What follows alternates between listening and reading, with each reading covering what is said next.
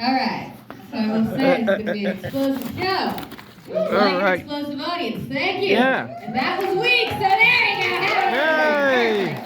So hi, my name is Willow, and welcome to the Combustion Show, where we are in for an awesome time today, because what do you think of when you hear the word combustion? Fire! Boom, Blowing fire, up. explosions. Yeah, what's up? Nuclear combustion in the center of the sun. You are absolutely right, and we will not be doing nuclear combustion today. You're welcome. But you're totally correct. However, that said, because we are dealing, like you said, it makes you think of fire, explosions. We are going to be going over some really cool stuff today, but I do got to go over a couple of things real quick.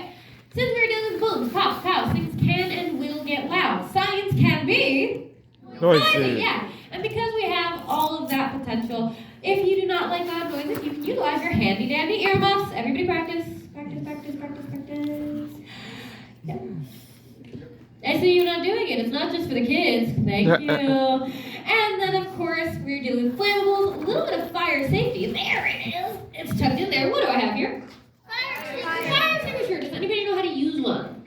All right. So if not, there's this lovely acronym called PASS. It means pull this pin, aim it, squeeze this, and sweep it. And in this show, I already pulled the pin, and PASS stands for passing it off to an audience member to save me if I'm on fire. That was not confident. Hey, I'll leave it right here. Thank you. So, that said, with those important things out of the way, are you ready for my first combustion reaction? Yeah. All right, ready? 3, 2, 1. Ooh. Ah, combustion. Okay, it's fun. It's better. Ready? This one, it's electric. Boogie, boogie, boogie, boogie. No, okay, it's fine. Hold on. This one will get you. Third time's the charm, because this one's a tad more striking. Yeah, waiting for some bad puns. And then if we just go like that. Combustion, that's the show. Thank you for coming. I'm kidding. I mean, I'm not kidding. This is all absolutely combustion. But maybe not quite up the alley of what we were hoping for in something called a combustion show. This is probably a little bit more of what we were expecting. Yep. But even this isn't that exciting. We can get a little bit better. And the thing is, no matter how big or how small, all of this is combustion because it is all utilizing the same key ingredients. And that's what this show is about, talking about what you need in order to have a successful combustion reaction every single time. So real quick, let's talk about what combustion is.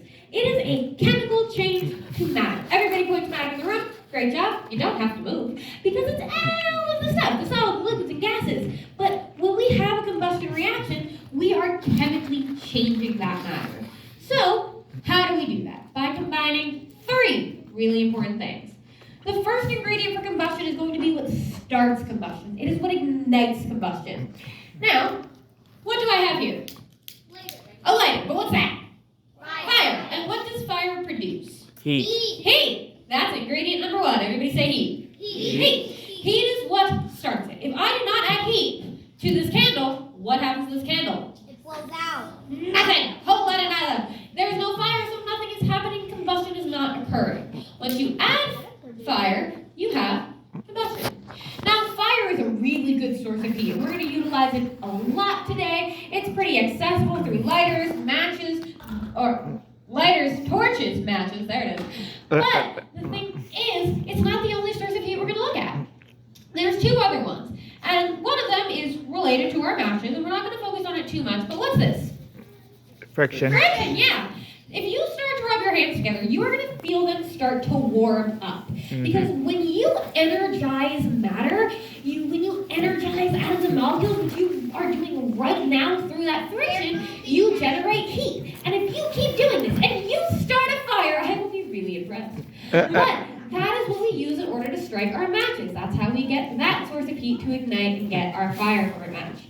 Now, we have one more source of heat we're going to look at, and that is going to be something called plasma. Has anybody ever heard of plasma before? Yes, it's the 4th state of matter in the house. You're right, it is the 4th state of matter. It's not a state of matter we focus on too much. It's kind of like the 4th cousin. But it is going to be when gas molecules get so much energy, they fling these things called electrons off into the air. It generates light, and it generates heat. This right here, that is plasma. Another good source of plasma and another great source of heat is going to be this big ball in the sky. What is it? The sun. The sun is made of plasma, and obviously that's going to be very hot. Also, plasma is going to be lightning. What happens when lightning strikes a tree? Fire. great source of heat. Now this is something called an Uden coil. This is how we're going to get most of our plasma. If I go like this, you can see a little bit of lightning going into my finger. Now this is not as hot as the sun, obviously, but it is going to be a great way to utilize a little bit of that plasma today. So that is ingredient number 1, our heat, and we have fire, a little bit of friction, and plasma. Ingredient number 2 is going to be something called an oxidizer. Everybody say oxidizer. Amazing. What does oxidizer sound like? Oxygen. Oxygen. Yeah, that's because the oxidizer is doing for combustion what oxygen does for us. Oxygen keeps us breathing, keeps us alive. You take away our oxygen, you take away us, you take away combustion's oxidizer, take away combustion. If you've ever heard about smothering a fire, specifically a grease fire, what you're doing is you are taking away its access to that oxygen. So without that oxygen, it cannot breathe. For the show, we're using oxygen as our oxidizer. Really easy to access. Ready? It's right there, there. And it is just going to be pretty abundant enough for us and for this. Other types of oxidizers are going to be things like potassium nitrate, or rust, or metal oxide, but not super important for this show. That said, then we have our last ingredient, and that is going to be the thing that is being burned away, the thing being chemically changed. So what is the thing that we burn called? Wood. Fuel. Yeah, wood is a great source of fuel. Fuel is going to be that third ingredient. We have our heat, we have our oxidizer, and then we have our fuel. Everybody say fuel. Okay. Fuel is the thing that is getting chemically changed. It is the thing being burned away, and we're going to see it in solid, liquid, and gas forms today. And one more thing about that chemical reaction that occurs, when it is chemically changed, it can be changed into different stuff depending on what you're burning, but a lot of times you're going to get a little bit of H2O and a little bit of carbon dioxide, and that's going to be really important later. But with all of that out of the way, let's get into slightly more exciting combustion reactions. So, I have these 2 bottles over here, and they are going to allow us to see how changing a source of heat can change the combustion reaction. But how did everybody get here today? What did you take? Car. Maybe you took a bus. Train. If you walked, good job getting your steps in, but not quite combustion. But all of that combustion is going to be, or all of that transportation is going to be utilizing combustion a little bit in some form. And part of that is going to be a result of the pressure that is created. So, I have these 2 bottles. If I were to do a combustion reaction, flip it upside down, where does the bottle go? Up. Not very far because it's a little heavy, but relate to that to a rocket, another form of combustion and transportation. But if I were to seal this off and do a combustion reaction inside of it, what happens to the bottle? Explodes. Bad idea. But by having these bottles, by having a hole in the top and having a combustion reaction in them, we are giving that pressure somewhere to go and we are pressing it into the ground. So, that said, the reason I have 2 bottles is because one is going to get fire and one is going to get plasma. This is our whoosh bottle. Can you hear the whoosh? No, nothing is happening, but we'll hear it together very soon. It already has the oxygen inside. We just need to add our fuel. Same thing with what we call the Franken bottle. The Franken bottle is going to get a spark of plasma, a little bit of lightning, like Frankenstein's monster with these nuts and bolts. You get the name now. Yep. So, I just need to add my fuel, and I only need like 1 or 2 squirts. So, 1, 2. Perfect. Same thing over here, and 1, 2. Perfect. And now I have these 2 brown bottles. Now these are going to be very similar fuel. They are just going to have an extra special ingredient to add a little bit of spice to our combustion reaction. And I do mean that literally, but we will come back to it later. Now this is going to change how the combustion reactions burn, but the mechanics are all still the same, and we are mostly focusing on how that pressure changes. So the other thing I'm going to do is I'm going to hit the lights to give us a much better view of that combustion reaction. Ooh. So, in 3, 2, this won't be too noisy, and Cool. good bottle. Let's do it again. All right, so if plasma is going to be the same stuff as the sun, would you reckon it's a little hotter or colder than fire? Hotter. So let's see what a hotter source of heat does. Oh, that's cool. Good bottle. Amazing! Yeah, obviously, I made it look a little bit more like Frankenstein. You're welcome. Here's the thing. They were very similar, even in pressure, but the plasma bottle had a little bit more pressure to it because it was a stronger source of heat. Very similar overall, but also still kind of different. However, they ended for the same reason as well. They both ran out of the same ingredient, causing the combustion reaction to stop. Does anybody think they know what ingredient that is? Who thinks it's fuel? All right. Who thinks it's oxygen? All right, let's talk about it. As I meant, and if you think it's heat, that's fair too. But those are our two common answers. Because let's talk about fuel real quick. Obviously, you're totally right. If you run out of fuel, you don't have something to burn, you don't have combustion. And you'll notice inside this bottle, however, there's going to be a little bit of liquid in there. Now, some of that liquid is going to be a little bit of H2O. Remember I said that's part of the result of the chemical reaction. But the other part of that chemical reaction is going to be the carbon dioxide. And that's the issue here. Because before we could run out of fuel, we ran out of our oxygen as a result of carbon dioxide filling the bottle. Heat rises, which means it burned this top layer of fuel, and then it only had access to oxygen beneath it. Which is why you may have noticed that combustion reaction traveled down the bottle. It was eating up all of the oxygen on its way down until the bottle was full of carbon dioxide, which means it can no longer breathe, so it can no longer combust. Even if I want to, I can't do a combustion reaction in this bottle again right now because it needs to air out. We need to add a little bit more oxygen to it. And you'll notice by the end of the show, there's going to be a little bit more water vapor and condensation inside as we add more O to that H2. So, we're going to talk about our oxidizer a little bit more now, but we're going to focus on a solid form of fuel. We're going to shift focus a little bit. This is going to be something called lycopodium. As you can see, it shares no resemblance to this podium, but it is a spore from a club moss. It is derived from nature and it is very flammable because it is very fatty. Has anybody ever burned food before?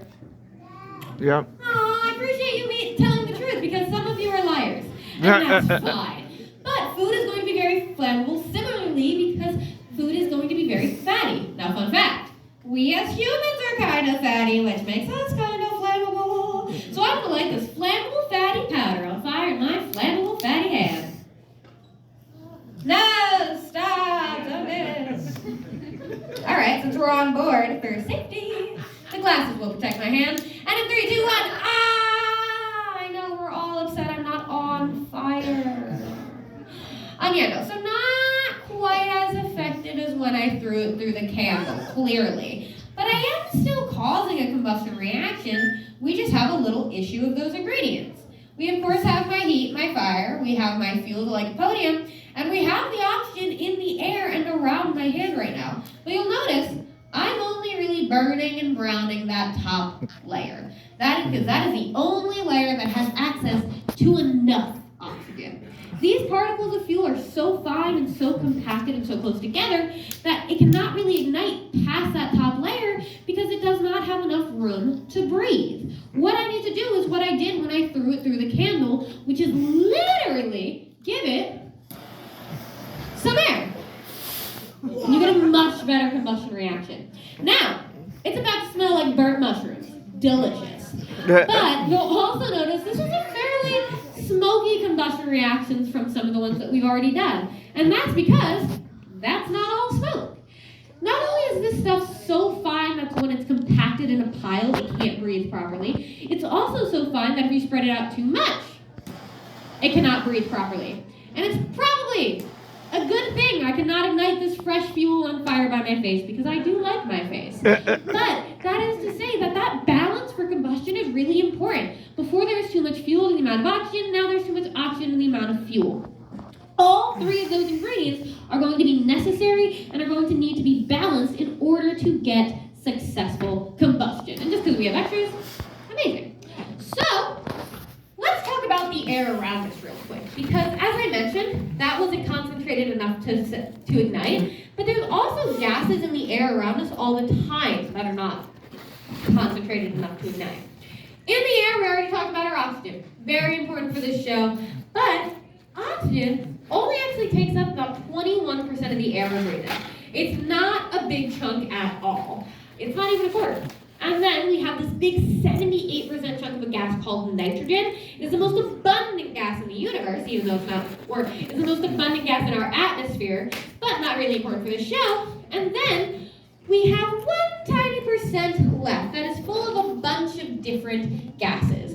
One of which I have in these 2 balloons. And when in a concentrated amount like these balloons, becomes very flammable. But if it was flammable enough in our atmosphere and I went like this, the entire world would be on fire, and that would be bad. But it's not. So, that said, does anybody have a guess as to what gas this is? Yeah.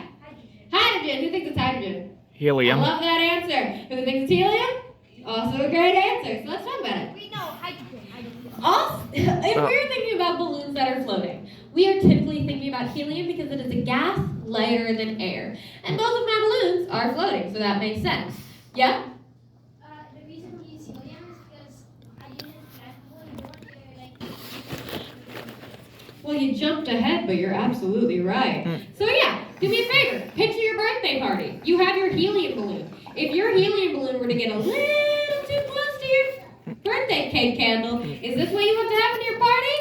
No, is the only correct answer, but that won't happen because helium is not a flammable gas. It is an inert gas, which means it does not chemically react, which means it will not combust, which means these gases, while lighter than air, can't be helium. Instead, you're right, it is going to be hydrogen.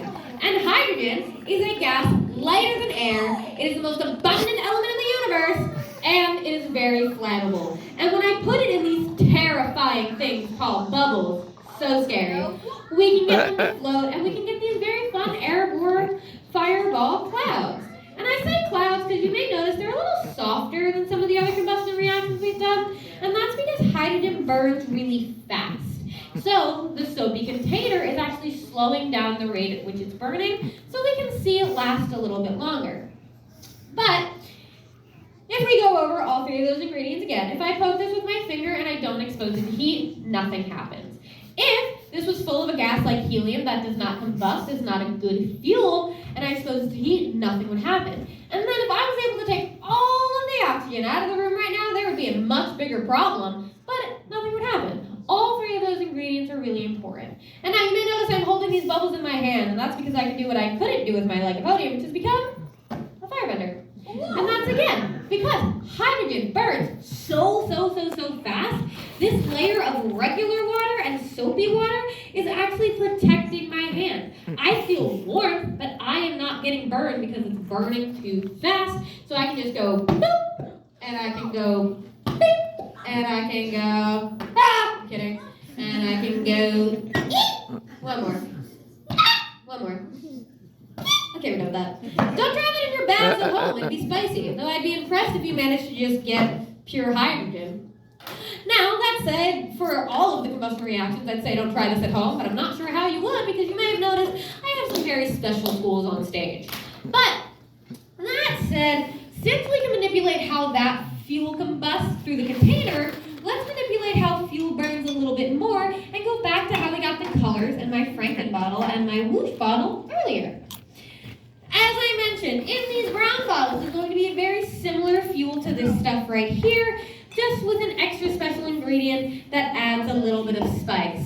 And it is in fact very spicy because the special ingredient is salt. Not spicy. Also not regular salt, as that wouldn't make a whole lot of sense. It is instead going to be a chloride chemical nitrate salt of the different elements represented by the letters on the front. What happens then is the salts dissolve inside of the fluid, and it can change how the fuel burns. It changes how it oxidizes. So let's just go through it real quick. We have our regular fuel. It's fun, it's fine, but we know we can do a little bit better now. If I take K, what's the element K? Bananas! It's not banana color, that one's banana color. But this is a lovely purple potassium. Next up, if I take Li, this is lithium, and this is what was in my Franken bottle, or not my Franken bottle, my whoosh bottle, which gives us that nice bright pink, that's very cool. fuchsia.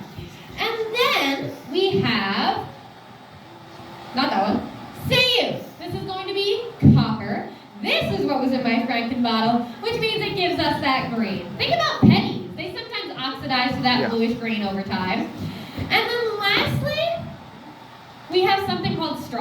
Now this is one of my personal favorites because while this is absolutely the color of fire, this feels like the fiery version of fire. It's blinding. I love it.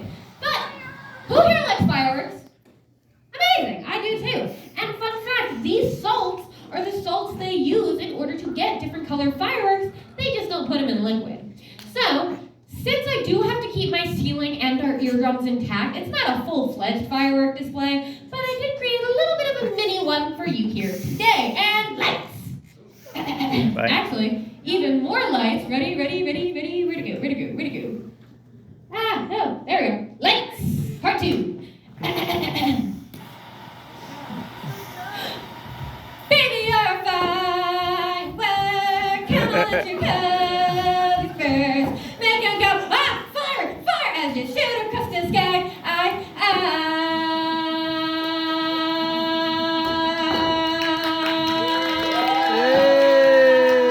Wait for it.